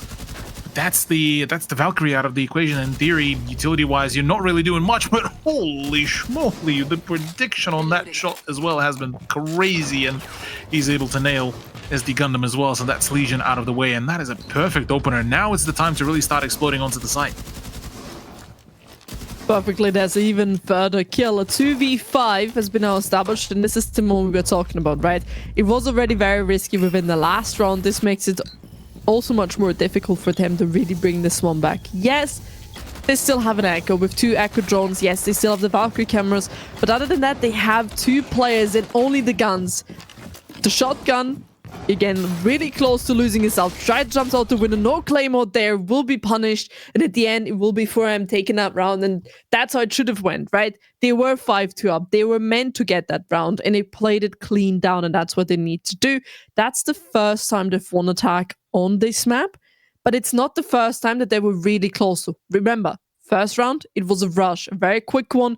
In the end, they got all killed, and there were like 15 seconds left on the diffuser, so not a lot of time, so they nearly got away with it. The last round, they nearly got away with it. And then even the round before that, every single time 4AM has been very close to the victory on the attack. And this was one of the rounds we were finally able to finalize it. One coin, they're not allowed to have this big confidence swinging everything, because not a single round was flawless. You get what I mean? There wasn't a sheer dominance.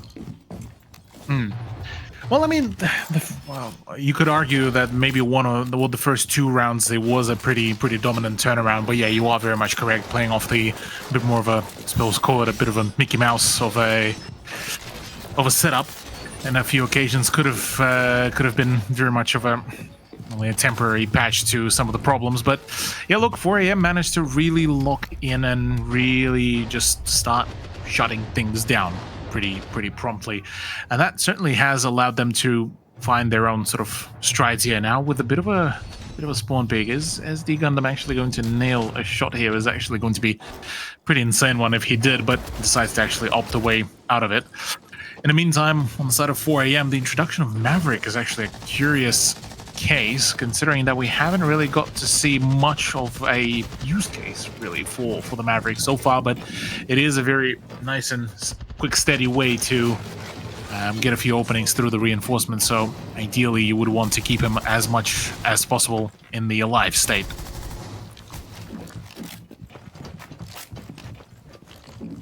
How quickly they've already taken space. I mean, I do completely agree with you, right? Every single round, you can always argue both sides, but you can see this, you can see this. At the end of the day, it's also the team who gets the kills. And sometimes it will be 1 coin, sometimes it will be 4M. So it's not when it comes to the factor of gun skill. Both of these 2 teams are very heavily skilled in the gunfight. They've proven multiple times they can get the kills, especially every single individual player. It comes down to the team play. It comes down to those small decisions which don't seem like they're impactful, which make the huge and big picture at the end of the day. Look at this. Maverick making a line across the wall.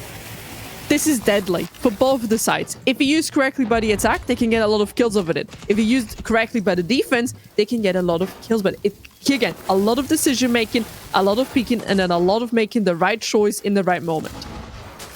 The opportunity here, Paul is... I don't think he realized how close he was to the danger, and certainly punished there right away. Rockstar is the one to shut him all down, and now forcing some of the rotations. OC very rapidly losing their placement as, well, the office has been basically deemed all forfeit. From here, it's a question of whether they try to still hold on to the top floor, whether they start really setting themselves up for the breach scenario into the side. And for Rockstar, well, the answer is pretty evident.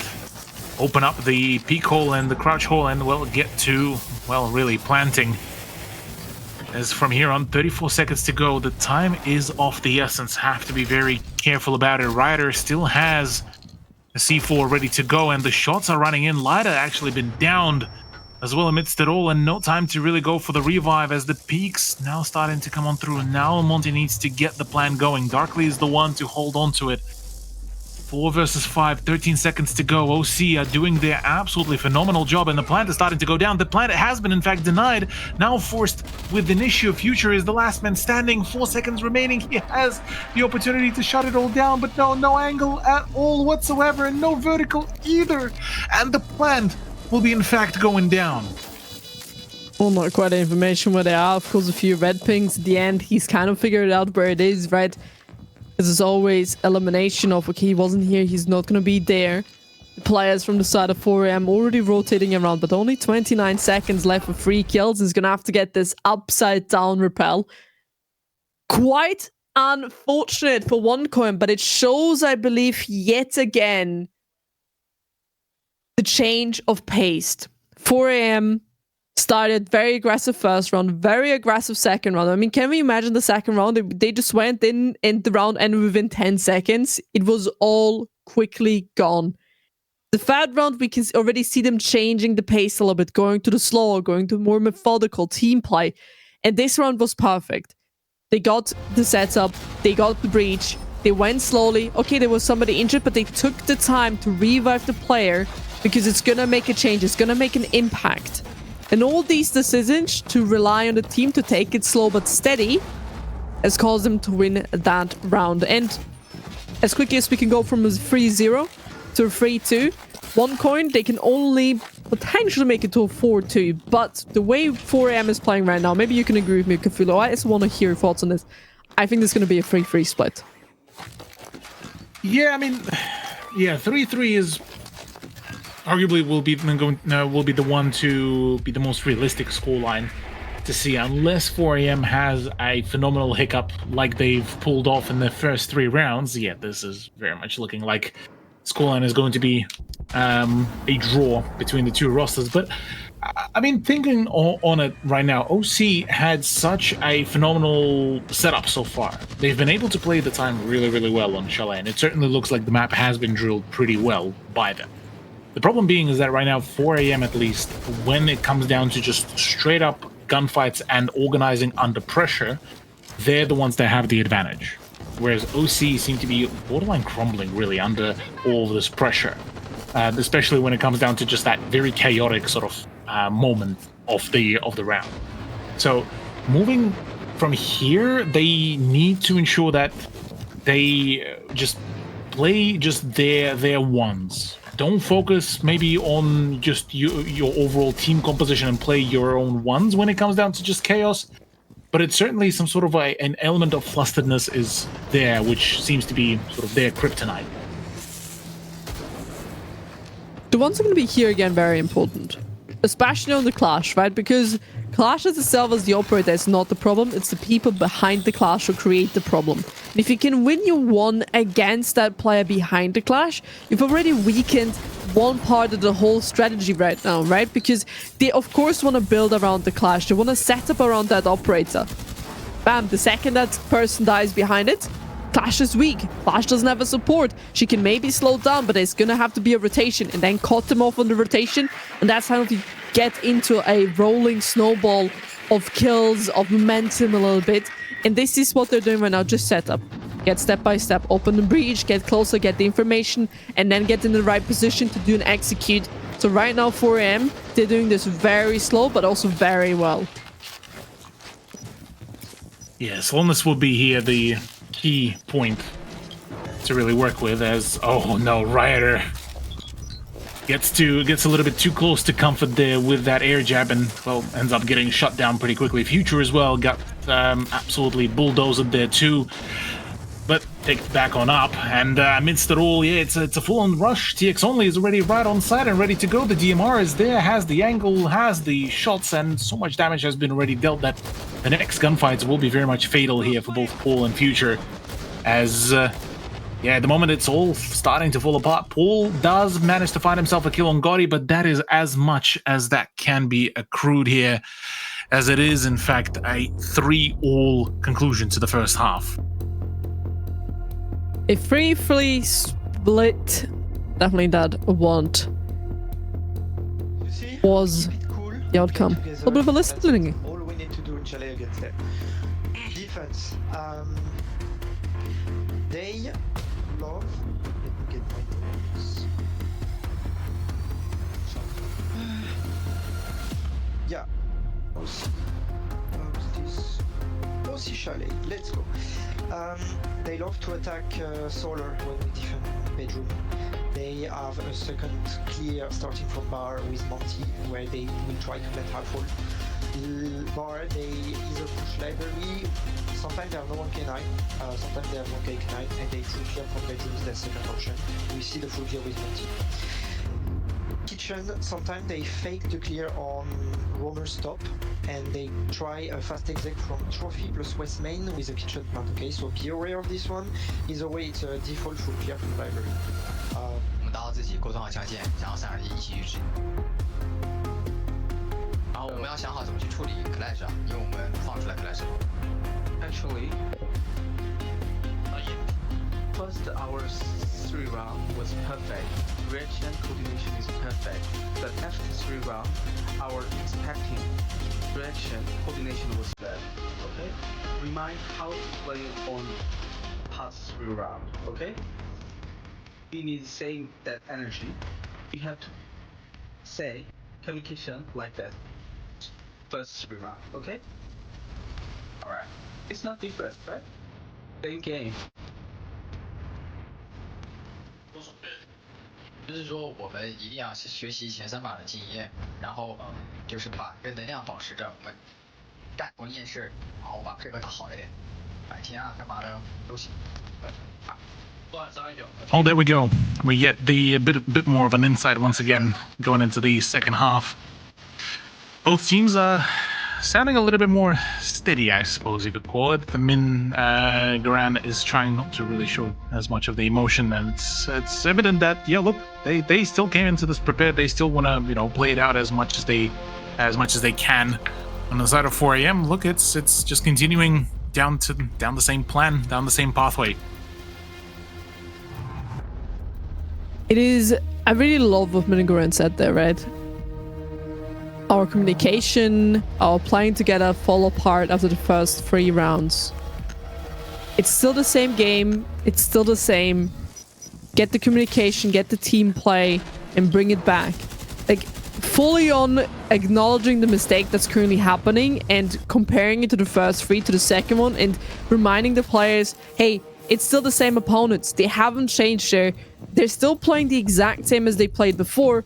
The mistakes are not, or the opponents are not impossible to beat. We are making right now mistakes. The communication isn't there. We've lost the communication. That just shows the problem has been found. The real question now is, can the players really bring that change within the round, within the first attack? Because they're not defending anymore, they're attacking now. This is where most of the issues have already lied within the past. Again, execution's big problems, right? And that requires, and I think you can agree with me here, Kufulu, a lot of talking, a lot of coordination, and that's why they just struggled in the last 3 rounds. Yeah, no, it certainly very much checks out here as well with the second quarter of the map, where it felt very disconnected on a lot of their plays. Certainly, Mingaran's point out that they just need to keep on talking, keep the communication rolling.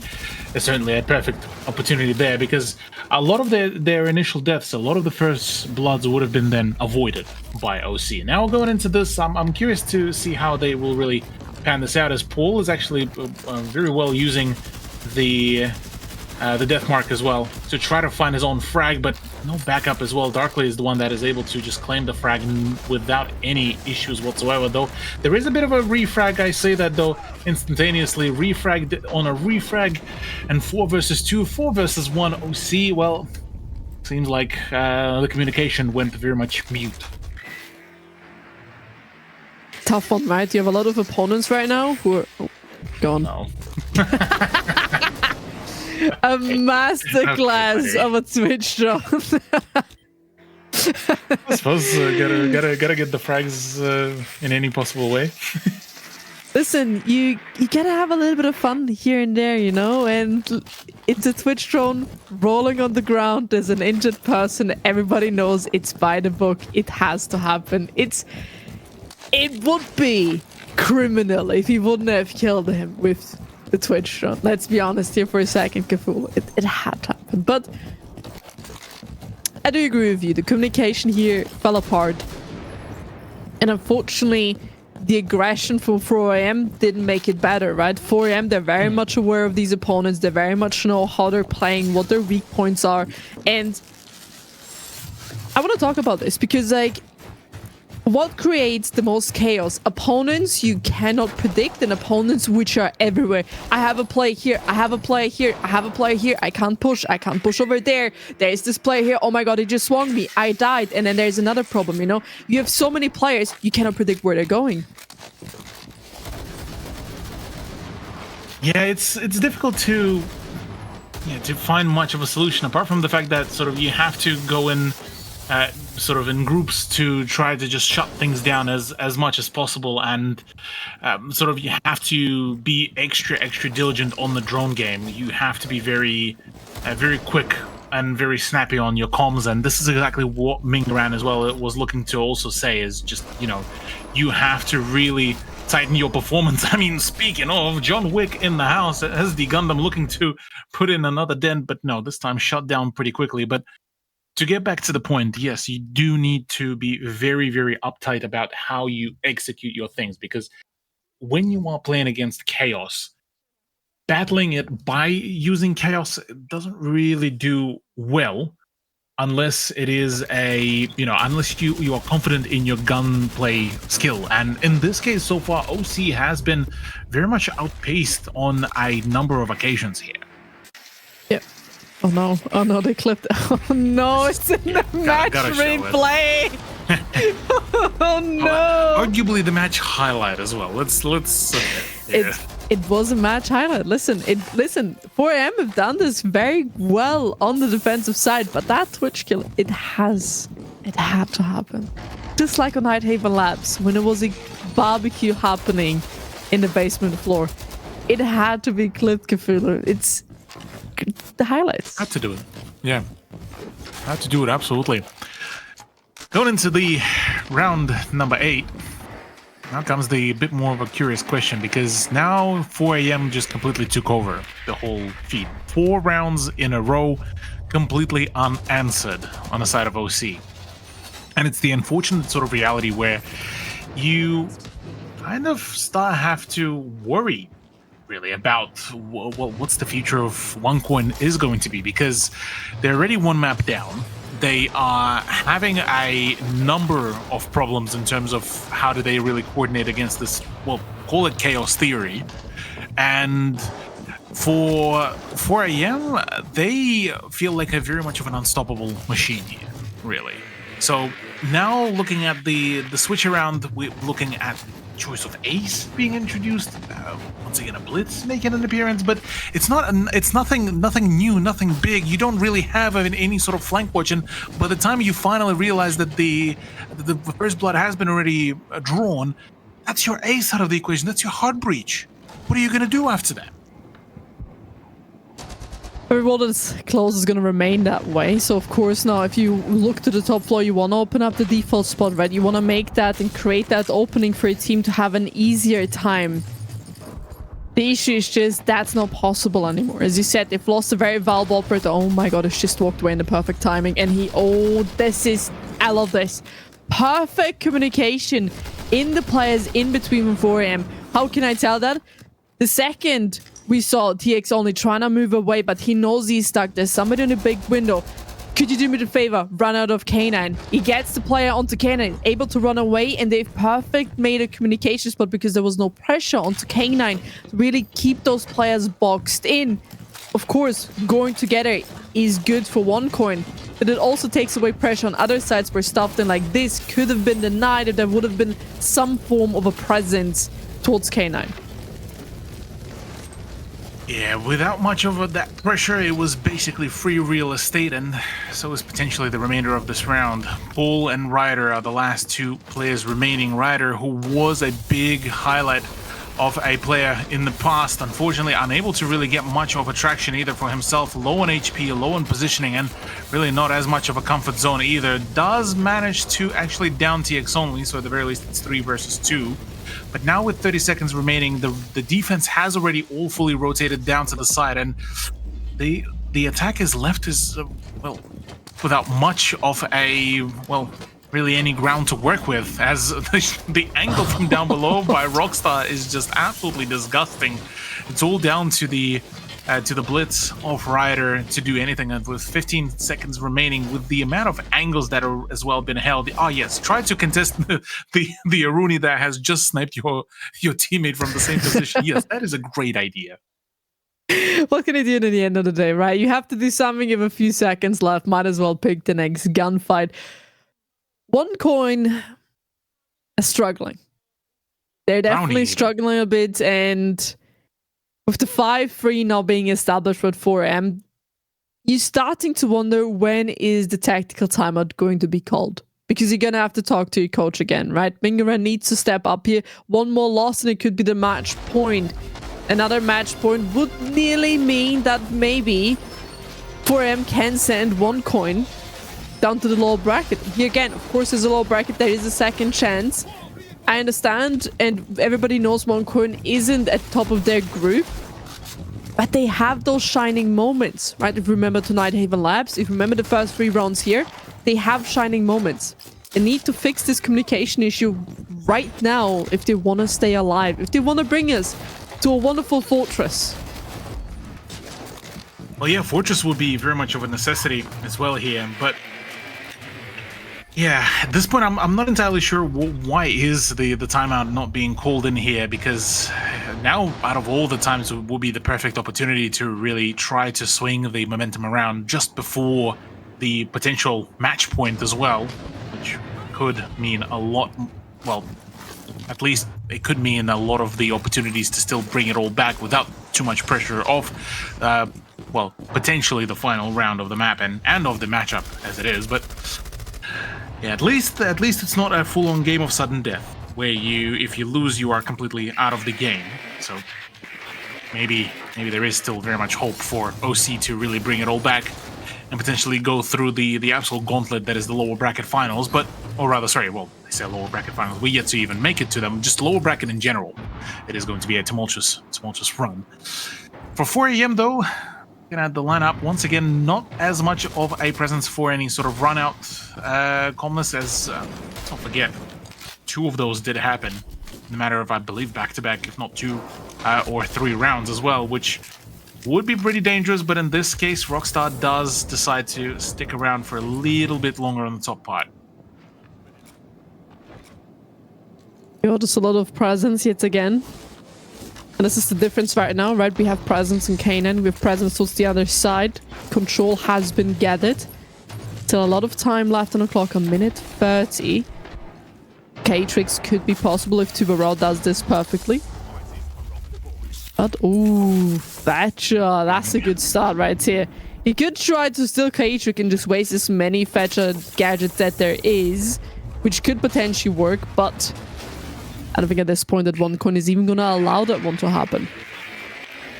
Yeah, I don't think so either. There has been as well a few of the Thorn Trap setups that the Blackbeard was able to defuse with his own body, but now in he goes. Attempt to try to shut down maybe the C4 play, but as it stands, 3 up top, 2 at the bottom.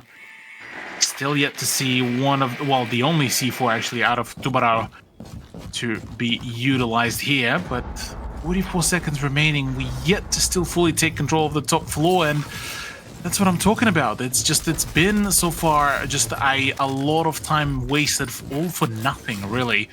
And OC really needing to step it up and really need to get a move on, and it looks like, yeah, abandonment of the top floor is certainly going to be the play. There is still presence up on the, or rather down at the basement. Frag grenade to come on out.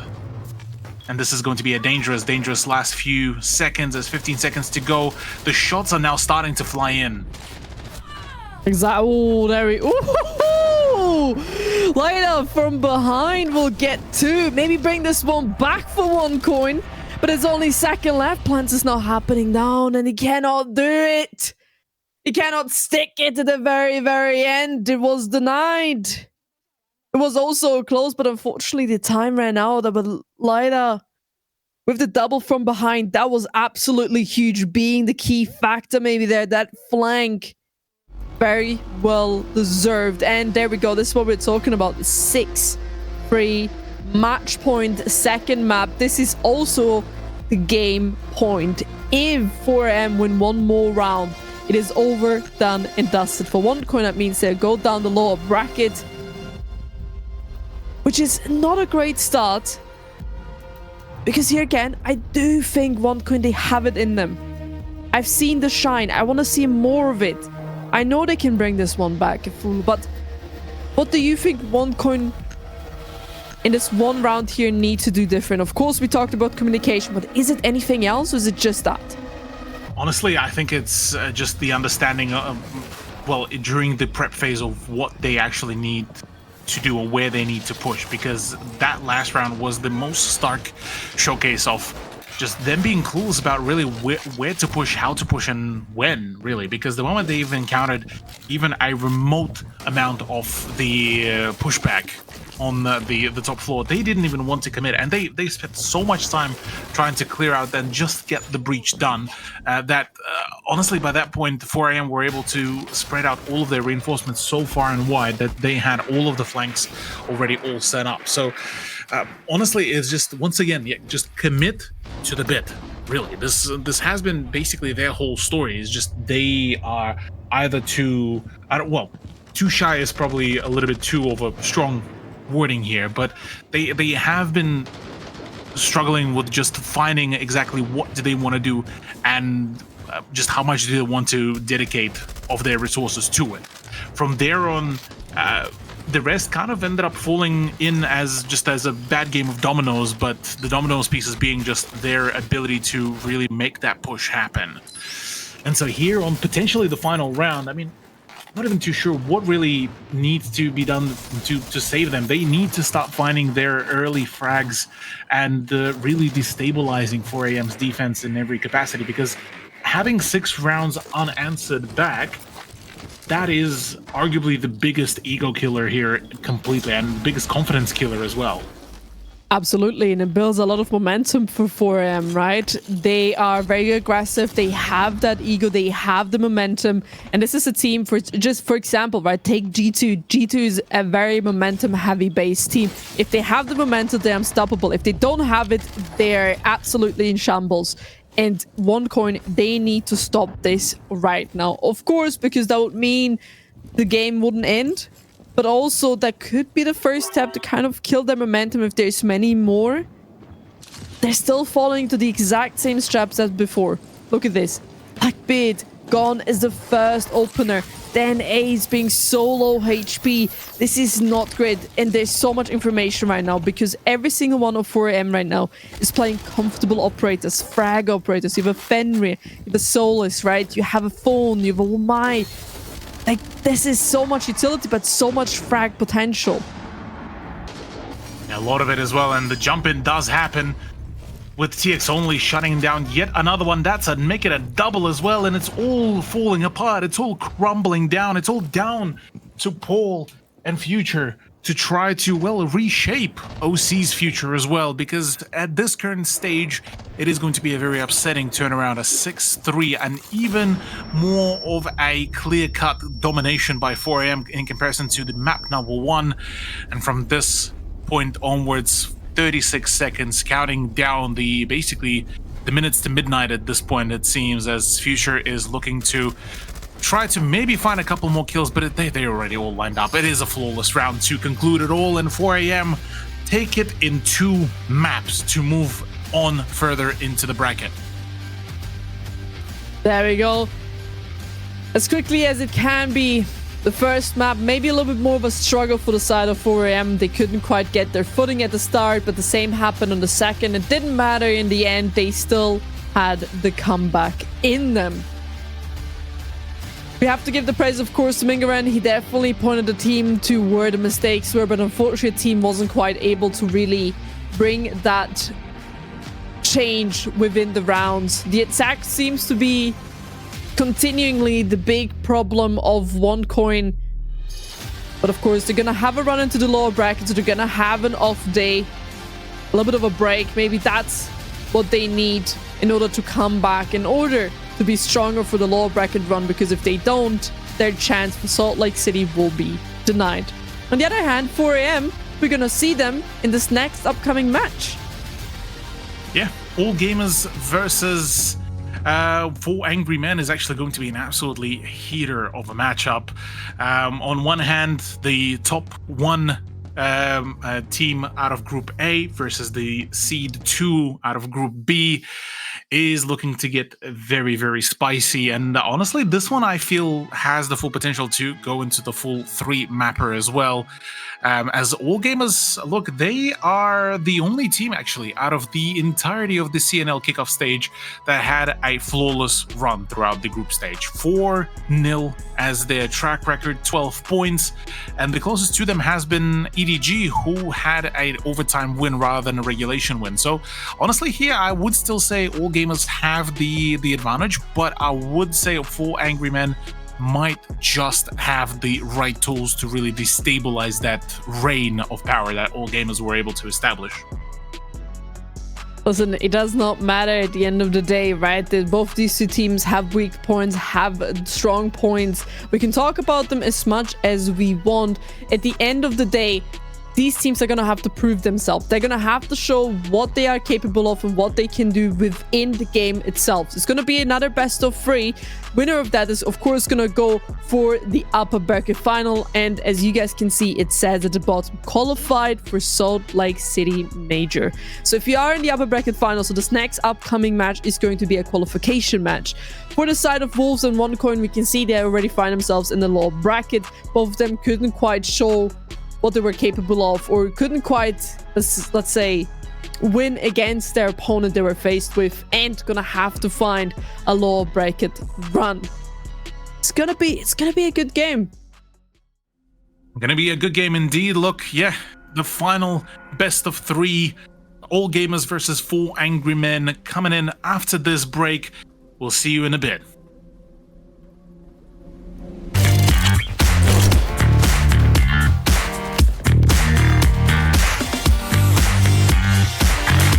And welcome back to the CNL, ladies and gentlemen. Game number 2 of today is well truly done and dusted. 4 Angry Men stormed through it 2-0 in a clean fashion. They now find themselves on the upper bracket. If you're not sure, I am not Dianic. We have replaced her. We have also replaced Lulu. My name is Travi, and joining me is now Kiaki. Absolutely, Travi. It's good to be back here up with you on the casting desk, having a little bit of fun. But talking about replacing people, 4 AM coming through, replacing OC with taking control, really. OneCoin, we saw them during the playoffs. They were playing kind of well. They had a few issues here and there, but this definitely showed just the difference that Group B brings to the board. And I mean, look, OC had some massive highlights at the beginning of the second game over in Chalet, but the 4 Angry Men is exactly what their name was. 4 angry people going up against the opposition team and just setting it on fire. Everyone on the side of 4 Angry Men really getting in their reps in that previous game. You've got to give it to players like TXW, 25 and 13 throughout the entire series, so 5-0 on entry as well. Just demolishing through OneCoin and really taking them away from it. Looking at the highlights, you can see action inside of this game. The chaos, ultimately, that comes through here in the CNL. It's things that we do love to see. That Chalet, we didn't quite get the Fortress, Tiaki, which hurts my heart, because I don't know if you were here earlier, that is 2 maps now that we have not seen played yet in the CNL. We actually had 3 going in towards today that were never touched in the CNL. That was Border, Cafe and Fortress. We saw a Border this morning, but Cafe and Fortress, they've eluded us still. Yeah, look, Cafe, one of those maps that a lot of people like to play in a lot of other different regions. I'm surprised we haven't seen that. Fortress makes a little bit more sense. It's the newer map, and a lot of teams obviously coming into the competitive scene. Kind of makes sense that they're not as comfortable on it. So it's as expected for teams not to really bring up. But overall, look at TX only. You brought it up earlier.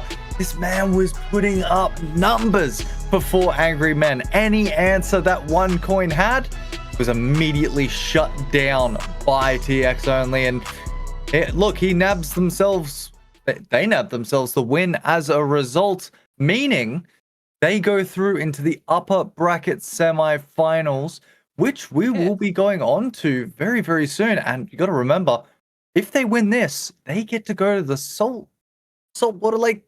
I'm losing it. The major. They go to the major. The Saltwater. Yeah. No, I've not even, no one's looked at booking the major, so no one knows where the major is. It's fine. It's Salt Lake City Major, where we're going to be heading to in the sunny state of Utah. I think Utah's sunny. I don't know my American geography. What I do know, though, is this bracket is shaping up to be a real heater. All gamers 4 Angry Men, 2 massive orgs in the China scene, and I cannot actually wait to see what these two have going head-to-head with each other, because they are, you know, you look at a lot of other games, these guys are rivals. These guys are going head-to-head with each other in so many other games. Is that rivalry there, and now we get to have that same battleground going on in Siege for them from opposite groups, so we've not seen them play each other before. It's going to be a really, really fun one, but now we get to hear from our MVP of the series, TX Only. What did he have to say in the post-game interview? 比赛的胜利，我们也非常荣幸的邀请到了第2局的 MVP 选手 Teacher Only 来参与到我们的赛后采访环节。先和屏幕前的各位干员们打个招呼吧。